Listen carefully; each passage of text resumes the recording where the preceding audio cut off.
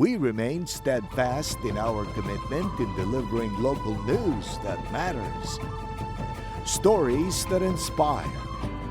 Enriching the lives of Filipinos in the Philippines and across the globe.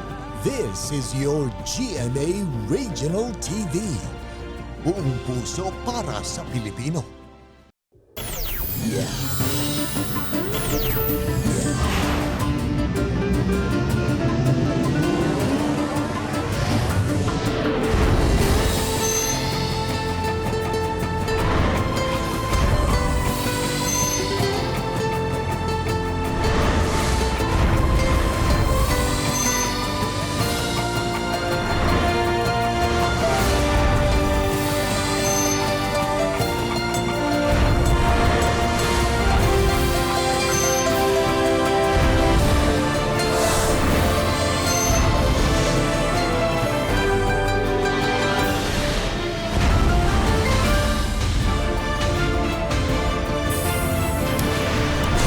Kini ang GMA Regional TV Balitang Bisdak.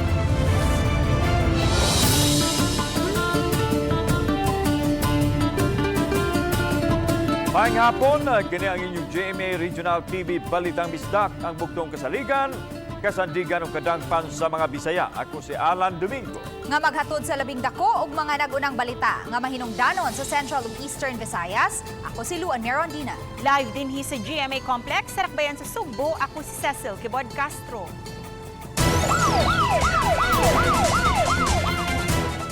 Asawa girescue sa masakop sa Carcar City Police. Human giingong gitanggong siyang bana tungod sa silos. Bana kinsa nasakmitan og improvised shotgun gitanggong karon sa Carcar City Police Detention Cell.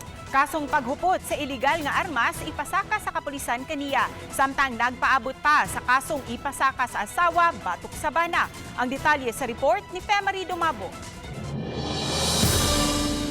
Girescue sa Carcar City Police ang 22 anyos nga asawa nitong Biyernes sa hapon. Gingong gitanggong siya sa 22 anyos niyang bana sa underground sa ilang panimay. Gawas nga gitiunan og pugakhang siyang bana gidagbalan usab ang biktima. Nagidad og 3 anyos ug 3 ka buwan ng mga anak sa magtiayon. Dawat nga tawag diin usa ka inahan nagpatabang sa tuwa nga tumikan kaniyang anak gipriso daw siyang bana. Matud pa sa suspitsado nga nabuhaton niya kay doon na siya nadawat nga o nakita nga video nagalambigit siya ang wife nga doon ay gikagatos-gatos nga lain nga laki. Dili lang kini ang unang higayon nga nahimo kini sa iyang bana. Iyang gilabnot, iyang gikalagkad, gitiunan niya og sumpak. Niya, gidaan niya dito sa ilang panimalay, wag pa siya makontinto. Iyang ginagmalan. Ang unang insidente na itabo atong Abril. Then, nagbulag din sila. Giangkon man po sa asawa nga doon na siya karelasyon natong panahon na. Nagbuwag sila karon nagkabalik. Atol sa pag-rescue, nasakmit sa kapulisan ng improvised shotgun ug 3 ka mga bala. Giandam na sa Carcar City Police ang kasong paghupot og iligal nga armas. Samtang nagpaabot pa sila kung mopasaka ba og kaso ang asawa. Uban ni Jun Solon. Ako si Femari Dumabok. Balitang Bisdak.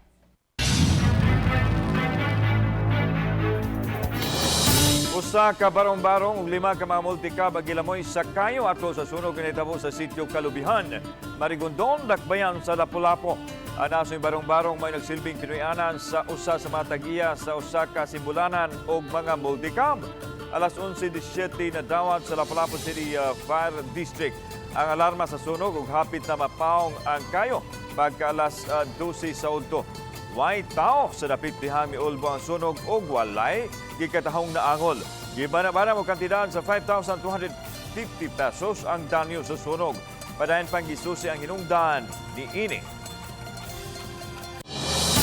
Panaghiusa sa executive ug legislative gipakita atol sa unang adlaw sa bagong mandato sa mga opisyal sa lalawigan sa Sugbo. Ani ang report. Unto palas 8 ganinang buntag ipahigayon ang unang flag racing sa unang Lunes human masublii sa mandato ang mga opisyal sa Kapitolyo.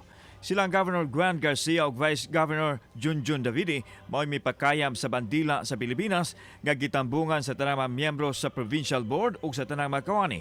Dili man managsama og partido apan, parihong gipatigbabaw sa duha ang panaghiusa alang sa mga Sugbuanon.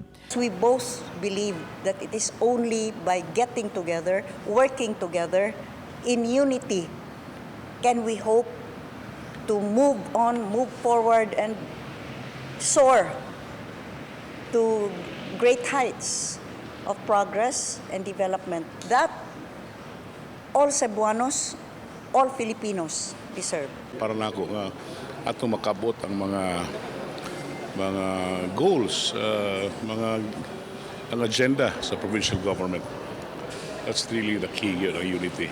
Samtang ipasalig sa presiding officer sa provincial board nga suportahan nila ang mga programa sa executive department. With the composition karon of the provincial board, I'm sure tanang programa sa governor suportaan gyud na, no? Suportaan gyud na sa provincial board. In the past 3 years of my 4th term, there were times nga ang akong executive order gikinahanglan nga paligunan pagyud with an ordinance, and every time wa gyud na mo talikod kanako ang provincial board. Sa pikas bahin, nunod sa bag-ong mandato isip re-elected governor, ipadayon ni Garcia ang kasamtangang programa sa Sugbusog, Sugbo Negosyo, Sugbo Kahanas, apil usab ang mga proyekto pam-infrastruktura, hospital, edukasyon o guban pa. Labaw sa tanan, dunay palabtik ang gobernador sa isyu sa COVID-19 pandemic. We hope that this term will finally see the end of the COVID pandemic, that we may bring our lives back to normal, not even new normal, mag-normal na ta. We have been abnormal for too long. Kauban si Cleofer Lumayag, ako si Alan Domingo. Balitang Bisdak. Mandawi City Health Office mututo karon sa mga interventions nga himuon sa kabataang adunay kakulian sa nutrisyon sama sa mga undernourished. Padayon pa ang ilang pagpanimbang sa kabataan alang niining maong katuyuan. Ang detalye ni Nico Sereno. Pipila kini sa mga bata nga gitutukan aron matabangan ug mahatagan sa hustong nutrisyon. Sa barangay Subang Dako, Pananglit, dunay moabot sa 20 ka mga kabataan nga adlaw-adlaw giabagan sa feeding program. Sa tibuok syudad, nagpadayon pa hinuon ang Operation Timbang. Sa gibanabana nga 40,000 ka mga bata sa Mandawi nga nag-edad 0 ngadto sa 5 years old, mga 86% pa ang natimbang. Sa inisyal nga datos, mga 8% niini underweight, severely wasted o baka may stunted growth. Gipasalig hinuon sa labaw sa City Health, may mga interventions na nga gihimo alang kanila. Manage siya gid na sa city to rehabilitate those children. Interventions? Yes.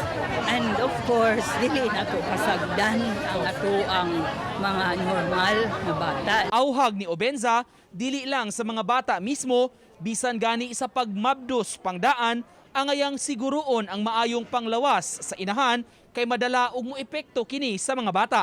Kaganiha, usa sa kalihukan sa Nutrition Month sa City Hall ang paghatag og check-up ug lab test sa mga buntis.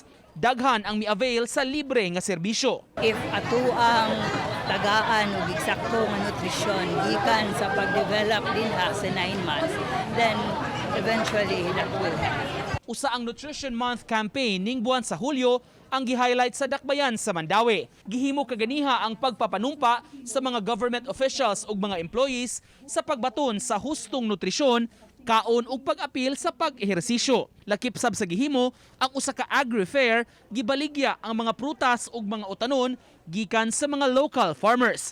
Pamaagi kini pag-agni sa pagkaon sa sustansyado nga diet alang sa maayong panglawas ug makatabang sab sa mga nagnegosyo niini. Basta ang dagko magmatmon gyud sa ilahang atong panglawas kay kausar biya gyud ta mapildi, di ba? And if we are under or overnourished, that will impact on our immunity response to other diseases. Uban ni Godfrey Relien, Nico Sereno, Balitang Bisdak. Libreng tambal, hospital ug mga laboratory alang sa mga kabus nga talisaynon ang usa sa mga plano sa first 50 days ining ikaduhang termino ni Talisay City Mayor Sam Gulyas. Ang report ni Femari Dumabo. Ningunang Lunes sa pakigtagbo ni Talisay City Mayor Sam Gulyas sa mga department head ning ikaduhan niyang termino. Sentro sa mayor ang mga serbisyo nga matanyag sa City Social Welfare and Services. Usa sa ilang gitanaw ang mga butika nga kadangpan sa mga kabus diin makakuha sila og tambal panahon sa ilang panginahanglan. During our first term, libre man ang atong hospitalization sa sa Talisay District. Libre atong burial assistance, libre sa ato ang mga laboratories. But ako atang palapdan right now, gunahan ta ko na I've talked to the City Council to give me the authority to sign MOAs. I've talked to the SWD already na mag-MOA ta with pharmacies within the city, pharmacies near the district hospital, pharmacies near Vicente Soto. Samtang siyam ngadto sa 18 ka mga kurso ang itanyag sa TESDA alang sa livelihood program sa taga Talisay. Mupagawas sa sabog kamanduan ng mayor aron pagpatuman sa 100% nga face-to-face classes. Karon man god ko mag-graduation sila, mananghid pa sila diri sa city. I will give them the option to do face-to-face classes already. Sila lang mo implement but government will allow it. Uban ni Jun Sulon. Ako si Femari Dumabok. Balitang Bisdak.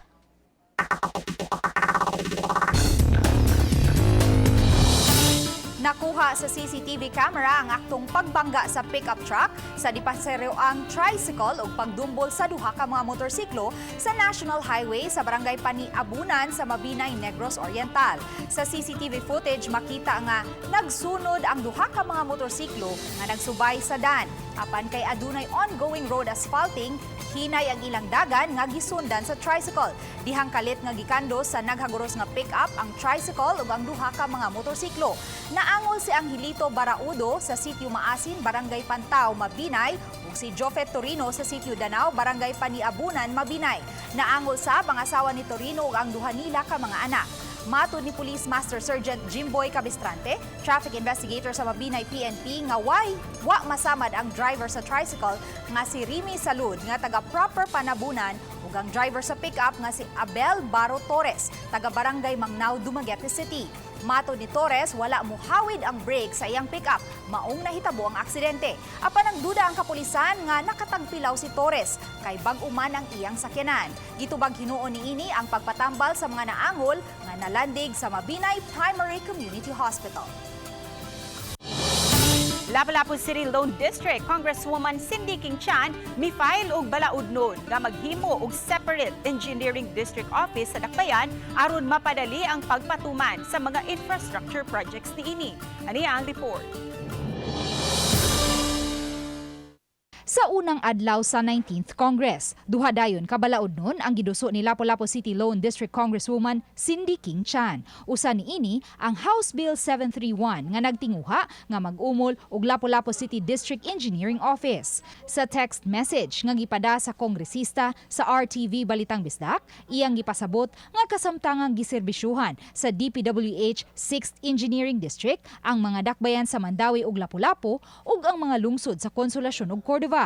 Diin 46% sa populasyon nga giserbisyuhan sa 6th District Engineering Office na sakop sa Lapu-Lapu City. Busa, kung may kaugalingon ng District Engineering Office ang Lapu-Lapu City, mas mapadali na ang pagpatuman sa mga infrastructure projects niini. Niadtong Biyernes, gisusi ni Chan uban ang kadagkuan sa City Engineers Office ug DPWH 6th Engineering District Office ang pipila sa wa pa nahumang proyekto sa DPWH sa Dakbayan.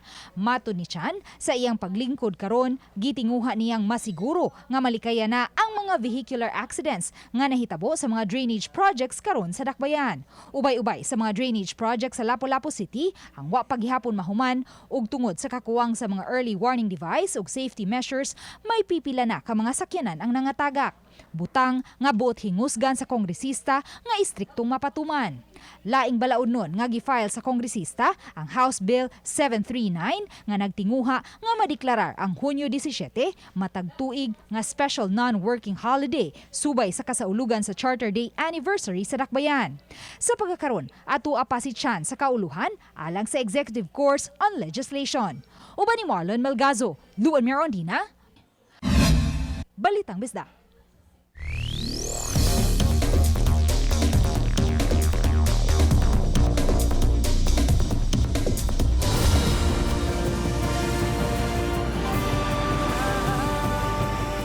ang GMA Regional TV Balitang Disda.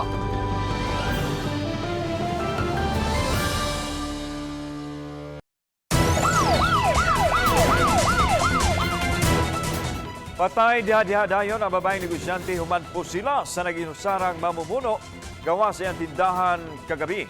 Adunay live report si Femari Dumabok. Fem.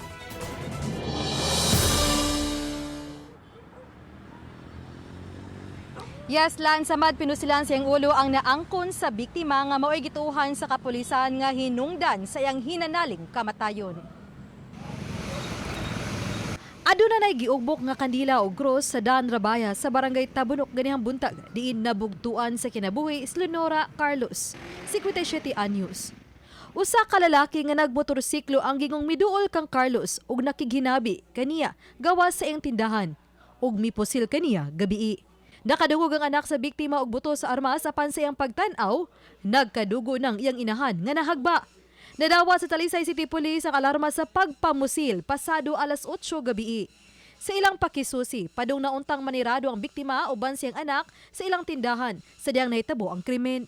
Mani atong gilakaw sa itong mga investigators karon ang mga anggulo. So isa sa atong gitanaw is kining negosyo o personal pod nga anggulo ng posible.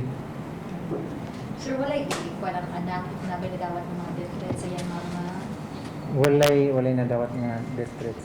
Kanhi Tabunok Market Administrator ang biktima, pipila ka tuig na ang nilabay. Apan gipadapli na sa kapulisan nga may kalambigitan niini ang krimen. Gisusi sa kapulisan ang reklamo sa biktima ang gisangat sa barangay nga tulo kay gayon nang nakighusay. Pipila sa silingan sa biktima dili makatuo sa hitabo kay giulagway nila kining buutan. Amayo kini siya. Maayo kayo. Siya kay mo. Ha? Siya kaayo mo. Sabi niyo rin. Okay. Tusol palit ba niya to? Pagtalikod ko sila yun. Nagapos yung mata. Natay CCTV mo na ang karon kay gabi sarado man. Sarado ang mga establishment pero na CCTV karon man nagipang kuha karon ang mga copy sa CCTV. Samdan usab ang kinatao sa usa ka mamaligyaay og puto human po sila netong Sabado sa kadlawon. Namatikda ni Jose Colonel, 50 anyos, taga Barangay Lagtang, ang duha ka mga lalaking gasunod kaniya. Usa kanila maoy kalit nga niposil kaniya. Nakadagan pa si Colonel og nakatago sa panimay sa higala apan iyang nabantayan nga naigo ang iyang tungpaa og milahos ang bala sa iyang kinataw. Wala pa say kuan gid nga motive kay wa man say dikil ani nga suspect sad. Ana-ana sa luwas nga kahimtang ang biktima. Daghang salamat, Femari Dumabok. Integrated Terminal giplanuhan sa Cebu Provincial Government nga tukuron sa luna sa South Road Properties kon SRP sa higayon nga matapos na ang land swap deal tali sa probinsya ug sa dakbayan sa Sugbo. Ani ang report. Giklaro ni Cebu Governor Juan Garcia nga nagpadayon ang sabot-sabot sa isyu sa 93-1 sa lalawigan kauban ang kagamhanan sa dakbayan. Anda mitugyan sa lalawigan ang luna sa kondisyon nga mauyunan. Let me be very, very clear about the 93-1 lots. We are willing to hand over the 93-1 lots to the city government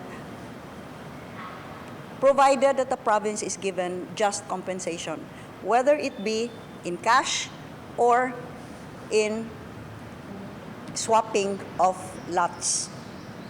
So klaruhon ta na. Gipasabot sa gobernador nga napundo kini kaniadto sa kanhi administrasyon sa syudad sanglit walay approval sa Commission on Audit ang pag-swap sa lote. Diin gikinahanglan nga adunay appraisal sa luna kung adunay disposal sa kabtangan aron masayran unsay makuha sa lalawigan. Because that's also my responsibility to the constituents of the province of Cebu.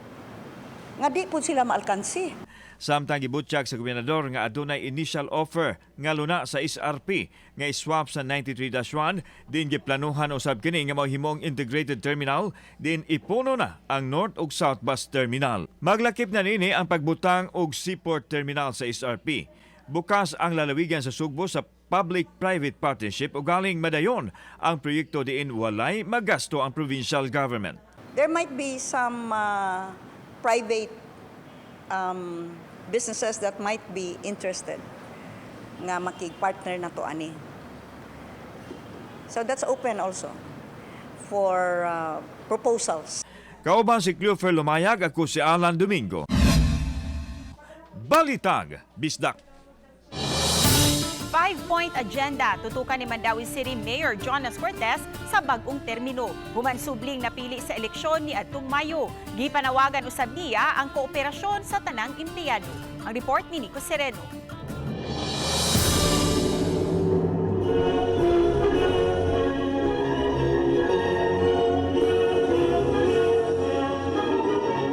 Sa usa ka flag racing ceremony, formal nga gitimaan ang pagsugod sa termino sa mga napiling opisyales sa eleksyon. Gipangunayan ni Mayor Jonas Cortez ug Vice Mayor Glenn Bersede ang seremonya sayo kaganiha. Mitambong sab ang kadaghanan sa mga konsihales nga mulangkob sa sangguniang panglungsod. Atubangan sa mga empleyado sa syudad na nawagan si Cortez sa ilang kooperasyon alang sa tanan nga mga mandawihanon, labi na sa paghimo sa ilang tahas para sa kaayuhan sa mga tao. As we grow bigger and bigger, we become stronger.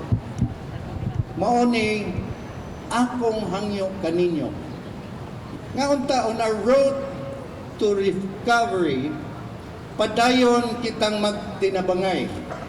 Let us continue our deep sense of community. Karong hapon ang inaugural session sa sangguniang panglungsod sa sports complex. Mutambong sab ang mayor aron musaysay sa iyang inaugural message. Ug sa iyang bag-ong mandato ug bag-ong termino, may 5-point agenda nga buot tutukan si Cortez. Naglakip ini ang recovery sa pandemya, socialized housing projects, infrastructure ug delivery sa social services. Instead of focusing on the problem itself, we need to focus on the solutions. Nakita naman nato no unsay mga hagit problema nga atong pag-atubangon, atong gi-emphasize one problem at a time, one solution at a time. Uban ni Godfrey Relien, Nico Sereno,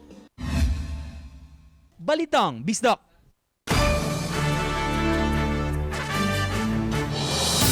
Anak sa tricycle driver ug manidahay og bingka migraduar nga valedictorian sa Marigondon Senior High School ug bisan sa kakuwang sa kahimanan sama sa laptop, nalakip siya sa mga Microsoft Youth Ambassadors. Atong sayran ang iyang istorya sa kalampusan, pinaagi nining report.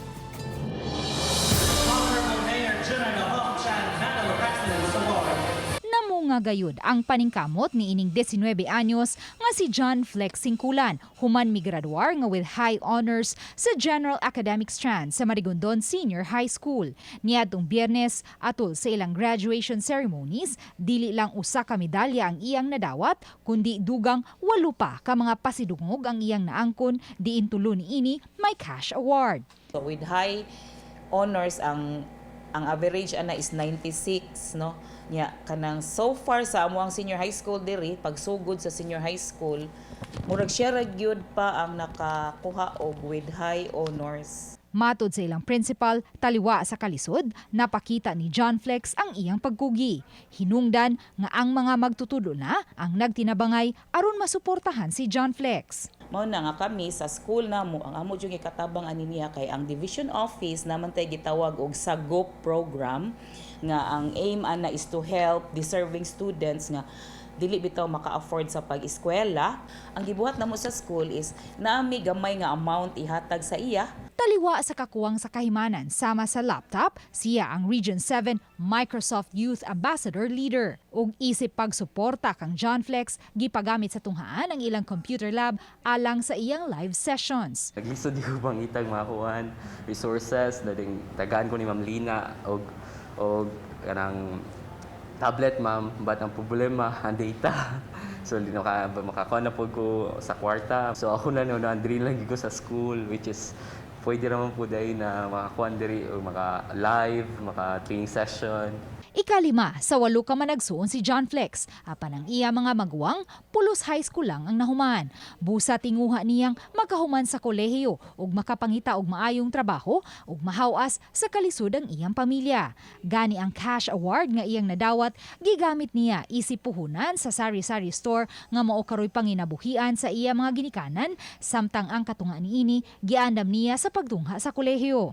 Busa ang damgo niyang magka-laptop, magpabilin lang unang usa ka pangindahay. Medyo lisod yun when it comes to financial, but I'm just looking forward for a scholarship in my college para mapadayon gyapon ko kay ako na may hope sa mong pamilya. Gawas nga achiever, puliki usab siya sa mga extracurricular activities. Usa siya sa mga Hero of Light trainer ug pinaagi sa pagigtambayayong sa usa ka NGO, gitudluan nila ang mga nanimuyo sa isla paghimo og solar lamps. Usa-usab siya ka magtutudlo sa gugma eskwela diin ang mga kabus nga bata ang ilang tudluan.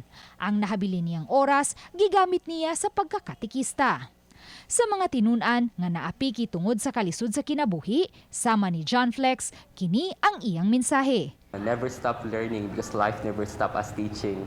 Mo na sa mga batanunan karon, ako lang advice nila ma'am is that kanang dapat unaon jud ang pamilya gid mo kay mao jud ang first inspiration na makakabuot ka sa imong damgon. Uban ni Marlon Melgazo, Luan Merondina, Balitang Bisdak.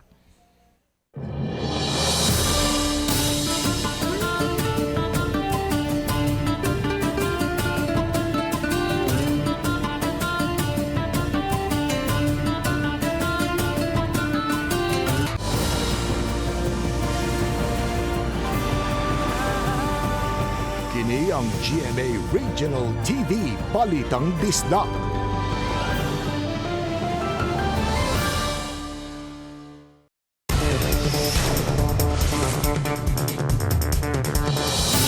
Nisaka na sa 394 ang ginaganon sa mga nataptan sa sakit nga dengue sa Mandawi City. Basi kini sa dato sa City Health Office sud nining tuiga. Sa maong ginaganon, duha ang natala na kalas, mao nga gihingusgan sa syudad. Ang tanamalakang gihimo aron pakigbatukan ang sakit. I-activate na usab ang tanang barangay Anti-Dengue Brigade nga maoy mohimo og mga lecture orientation, pagpanglimpyo ug ban pa. Labing tutukan nila ang mga dapito sityo nga tunay kumpirmadong kaso sa sakit.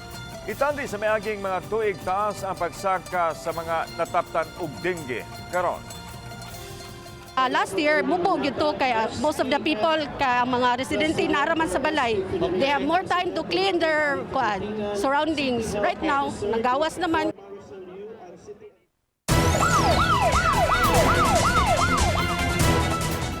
Patay ang habal-habal driver human madasmagi maguyod sa usa ka modernized PUJ sa Barangay Poblasyon Dakbayan sa Talisay.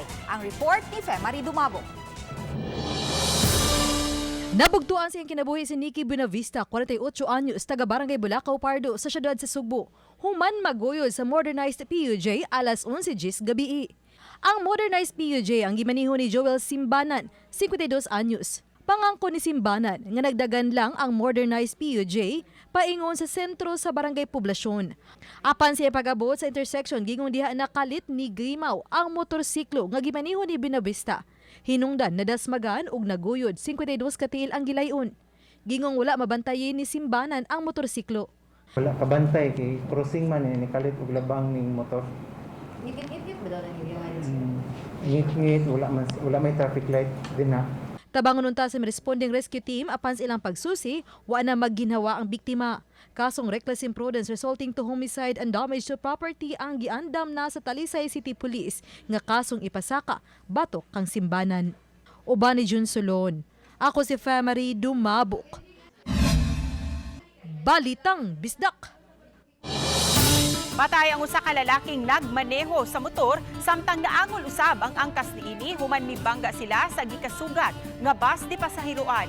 Nahitabo kini sa National Highway sa poblasyon lungsod sa Cebu nga kaganihang buntag. Sa investigasyon sa otoridad, nagkaabot ang duha ka mga sakyanan sa kurbadahong bahin sa karsada o giingong misugat sa lane sa bus ang motor. Gisuwayan og das tambalanan ang duha apan nakabsan sa kinabuhi ang driver nga naila nga si Alfonso Canon. Karong Kagabi, inyo na masaksihan mga kapuso ang pagsulbong sa bagong bayani sa Philippine Primetime TV, ang adventure series nga Lolong. Gibidahan kini ni Kapuso action drama prince Ruru Madrid. Isugilon sa maong serye ang dili kasagarang bond sa batang si Lolong ug sa iyang pinalahi nga higala, ang dako kaayong buaya nga ginganlan ug dakila. Apan, gihimong personal nga krusada ni Armando Banson, papel nga pagadadon ni Christopher De Leon nga patyon ang mga buaya sa lungsod sa Tumahan. Kay mukaon sila sa mga gibuhing hayop o gikataho nga miatake o mipatay og mga tao. Sa sinugdanan, gisekreto ni Lolong ang ilang panaghigalaay ni dakila. Apan sa kaulahian, kinahanglan siyang mubarog aron panalitdan ang katungod sa mga hayop, ilabi na ang mga buaya. Ang mga naglangkob sa serye nga Lolong naghinam-hinam nga ipaambit sa Kapuso viewers tibuok kalibutan kining proyekto nga 3 years in the making. Kauban ni Ruru isip mga leading ladies sila si Shaira Diaz sa papel ni Elsie ang loyal nga higala ni Lolong ug Ara San Agustin sa papel ni Bella nga usa ka travel vlogger. Mo mga kapuso, ayo si Piata pagtan-aw ang exciting nga istorya sa extraordinary nga panaghigalaay sa usa ka tawo ug sa higanteng buaya. Unyang gabi na kana si GMA Telebabad human sa 24 oras. Retired PNP Chief Dibold Sinas gitudlo ni Cebu City Mayor Michael Rama nga advisor sa Cebu City Peace and Advisory Council. Kahinumduman nga nagserbisyo si General Sinas sa Police Regional Office 7, isip direktor sa wala pa siya nabalhin sa kauluhan ug natudlong hepe sa nasudnong kapulisan. Una nang ipadayag ni Rama nga himuong daw susama sa Singapore ang Cebu City diin tutukan niini ang kahapsay ug kalinaw. Busa nagtuang mayor nga dakong matabang si Sinas sa pagmentenar sa peace and order sa dakbayan. Epekto sa grabing pagsaka sa presyo sa produktong petrolyo ang tutukan sa Junta Provincial sa Sugbo. Mato ni Vice Governor Hilario David III nga nakamugna og dakong epekto sa panginabuhian sa mga tao ang kanunay nga pag-uminto sa presyo sa lana. Busa, muhimo og malakang ang masakop sa Provincial Board aron matabangan ang masubanon nga dili magrabihan sa epekto. Lakip na ang paghatag og kahigayunan sa mga tao nga makatrabaho, mahatagan usab og panginabuhian ug uban pa ilabi na kinapektuhan gihapon sa pandemic ug sa katalagman. Measures, for instance, that would provide opportunities for them, no?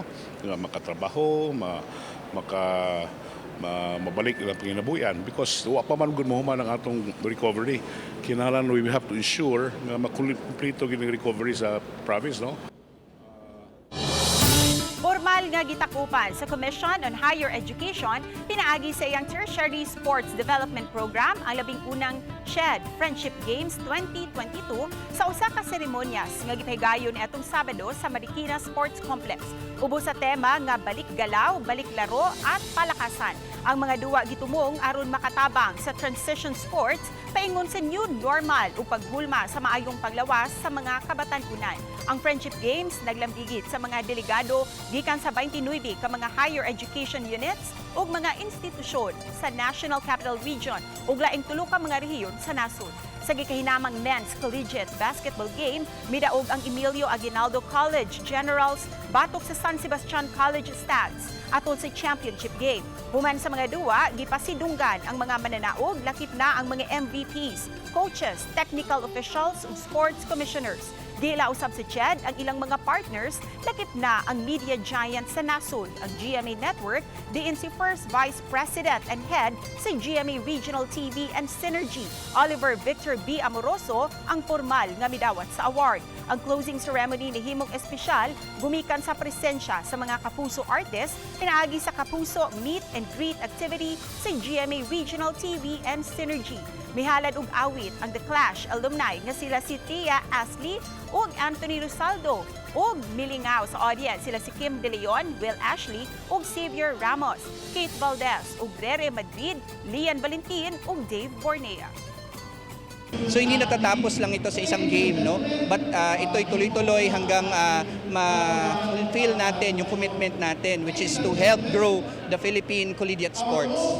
We're back. Collegiate sports is back and we're given again opportunity. And ito yung hinihintay ng mga bata, makalaro ulit for 2 years of waiting.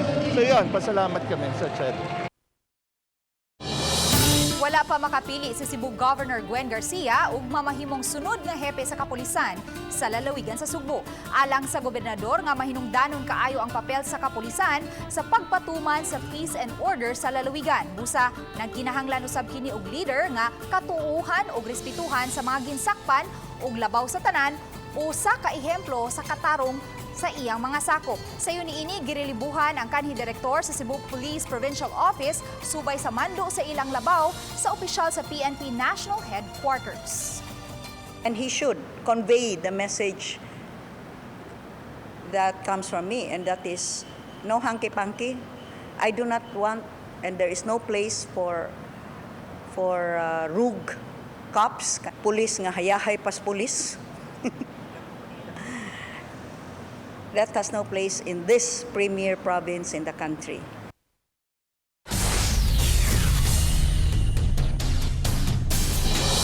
Nagkabalik na sa naandan ang panginabuhian ug ang kalingawan nga sagad makitaan sa kabaybayonan sa dakbayan sa Talisay. Ang report ni Femari Dumabo. Gawas sa pagsulbong sa gagmayng patigayon sa barangay poblasyon sa Dakbayan sa Talisay, misulbong usab kini sa kabaybayunan sa Sitio Laguna sa barangay Biasong. Ang mga dapit mo isaga dagsaan sa mga ligo sa dagat nga gimingaw kini dihang higpit pa ang gipatumang health protocols. Mabarkada man o mapamilya nga mga ligo sa dagat nga way bound, way problema. Usa sa nakadapit sa pagtagad sa kadaghan sa mga naninda og pagkaon, kining napuno sa mabulukon nga dayan-dayan. Tuslubwa by the beach nga imong maduol kung gutmon human makatuslob sa dagat. Sa 100 pesos, mamahimong masaw-an na ninyo kini tungod kay set kini sa tuslubwa nga may mga puso na. Ang tuslubwa diri sa dagat kay lami siya mao ang gibalik-balik sa akong anak, mao sa amo ang banding taga Saturday o Sunday naagyod mi diri kay maligo man siya. Dili namin magdala og balon. Ilang tuslubawa lahi ragali sa uban, lahi ba diri sa Deblosi. Basta okay ra jud kistanan. Hinurang uban gusto lang mukaon daplin sa baybayon. Dili bitaw sa para sa uban nga dapat kasada, dapat kanang syudad, pero kani ma'am kuan sa ma'am kanang unique na dagat to. Lami sa nilang kuan rin, ito sa buwa. Lami mong kay ining to sa buwa niya, apilan og Red Sporting lami ayod. Pinya, ini kuan malikot sa dagat. Mawa ato problema, og natay problema. Ang gagmayng patigayon iya sa managhigugmaay nga sila si Krisa og Kevin, uban silang suod nga higala nga si Lister Ayan.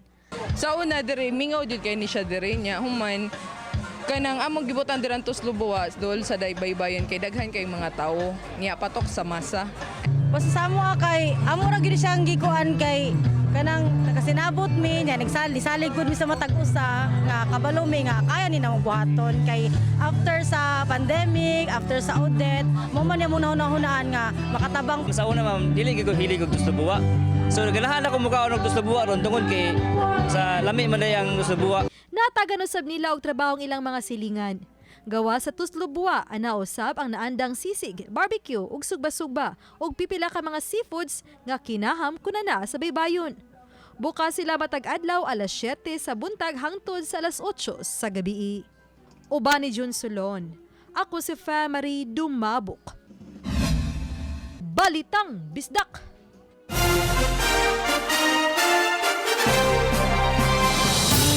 Gatusan ka mga residente sa Barangay Gizo, Mandawi City ang nakapahimos sa Community Outreach Program sa Kapulisan.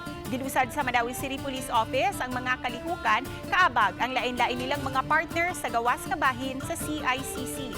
Lakip sa serbisyo nga gitanyag ang libreng haircut o masahe. Pinaagi sa haircut o pagmasahe, partner nila ning maong serbisyo ang taga-TESDA aron matabangan ang gustong mopahimos. Ang Agriculture Department nang hatag usab og seedling samtang pagkaon usab sa City Social Welfare Office. Ang kalihukan gilusad sa Community Affairs Unit sa PNP aron makatabang sa labing nanginahanglan ug mabatyagan ang ilang presensya sa katilingban. Lapu-Lapu City nagtinguha nga makapabarog og kaugalingong rehabilitation center. Subay niini gipada sa Balay Silangan Reformation Center sa Bangar, La Union ang mga staff sa CLOSAP kon City of Lapu-Lapu Office for Substance Abuse and Prevention. Diin na immerse ug nakiginabi sila sa mga beneficiary ug sa mga kawani sa Balay Silangan. Ang Balay Silangan nga usa ka National Drug Reformation Center ug ipabarog sa Philippine Drug Enforcement Agency ug sa abag sa Philippine National Police ug sa lokal nga kagamhanan usa ka temporaryong kadangpan sa mga drug offenders nga buot nang magbag-o sa ilang kinabuhi. Arsobispo sa Subo na nawagan nga tahoron ang ipili sa katawhan nga milingkod sa katungdanan uban sa panghinaot nga tumanon sa mga napiling opisyal ang ilang mga saan. Ano ang report? The people have spoken through the votes, and we also consider that as God's way of telling us kitang mulupyo nga we respect that na we respect the sentiments of the people. Mao kini ang mensahe ni Cebu Archbishop si Palma sa opisyal nga pagsugod sa katungdanan sa mga napiling public servants. Si Palma mao ay misaulog sa Santos nga misa atol sa inaugurasyon sa mga opisyal sa Dakbayan Sugbo. Samtang gihulagway sa Arsobispo nga dakong pribilehiyo ang pagserbisyo apan nagdala kini og dakong responsibilidad. Mao kini ang pagserbisyo ngadto sa katawhan ug dili sila ang serbisyuhan. Kini dako nga honor, dako nga pribilehiyo. But it also goes with responsibility. Na dili lang we're after honor. We should also be mindful that with honor is also tremendous responsibility. Kauban si Cleofer Lumayag, ako si Alan Domingo. Balitang Bisdak. Daghang salamat sa mga kapuso nato apil na nga nasa gawas sa nasod nga nakisayod sa mga dagko ug mga nagunang balita sa rehiyon. Ako si Luan Merondina. Ugikan dinhi sa Central ug Eastern Visayas, ako si Cecil Kibod Castro. Ang inyong balita, ang among balita kay matag lokal nga balita mahinungdanon. Kini ang inyong GMA Regional TV Balitang Bisdak, buong puso para sa Pilipino. Ako si Alan Domingo, maayong hapon mga kapuso.